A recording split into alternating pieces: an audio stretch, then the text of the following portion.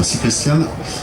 Et donc le projet qui a été monté donc, avec la bande dessinée Brest Migrant vient en fait d'une sollicitation de l'État à l'époque pour accueillir donc, les réfugiés lors du démantèlement de la jungle de Calais.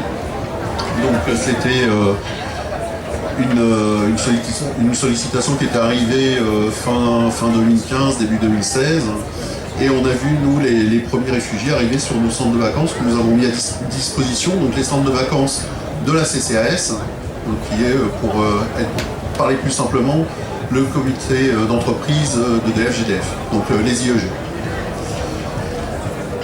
Donc cet accueil s'est déroulé sur 3 centres en fait. On a eu le centre de Trigastel, donc, qui est un centre plus camping avec mobil-home. Le centre de Trébordin, qui est une maison familiale, et le centre de Cinca, qui est une colonie de vacances et qui accueillait les mineurs réfugiés.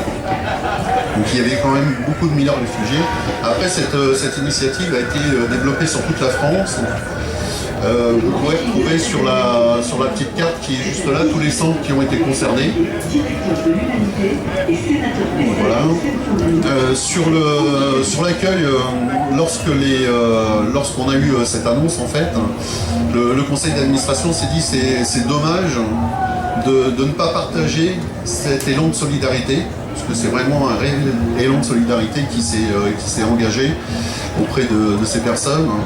Et nous avons sollicité Laurent Lefebvre, donc, comme l'a dit Christiane, malheureusement n'est pas là aujourd'hui, pour réaliser un reportage dessiné. Donc il a déjà réalisé des reportages au sein de la ville de Rennes.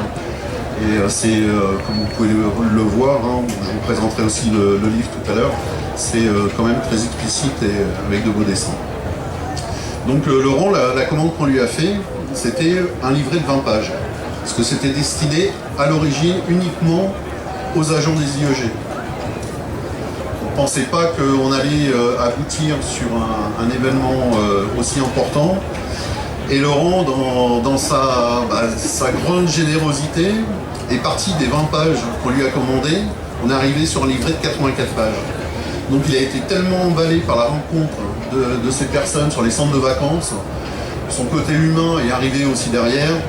Il a quadruplé le projet et on est arrivé sur le premier livret qui s'appelle Brest Migrant, donc le démantèlement de la jungle.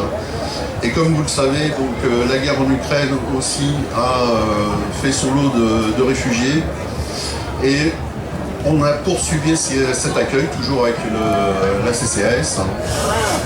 Et donc nous avons accueilli aussi les réfugiés sur le centre de Trigastel et d'autres centres en France.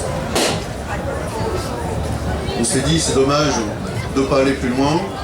On est parti sur un livre un peu plus important, donc, qui s'appelle Refuge et qui regroupe les deux projets.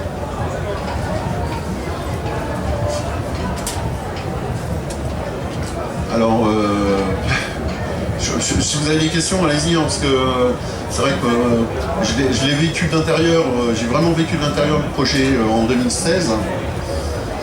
Celui parce que j'étais président de CMCS à l'époque, celui sur l'accueil des réfugiés ukrainiens, donc je l'ai vécu d'un peu plus loin, mais j'ai quand même participé, j'ai été les voir, on a échangé. Ça a été deux contextes très différents parce que autant l'accueil des réfugiés de la jungle de Calais avait été annoncé et auprès des communes, et les communes ont communiqué sur leur arrivée, autant l'accueil des réfugiés ukrainiens, ça a été aucun mot. Les personnes qui habitaient Trigastel n'étaient pas au courant qu'il y avait des réfugiés ukrainiens sur Trigastel.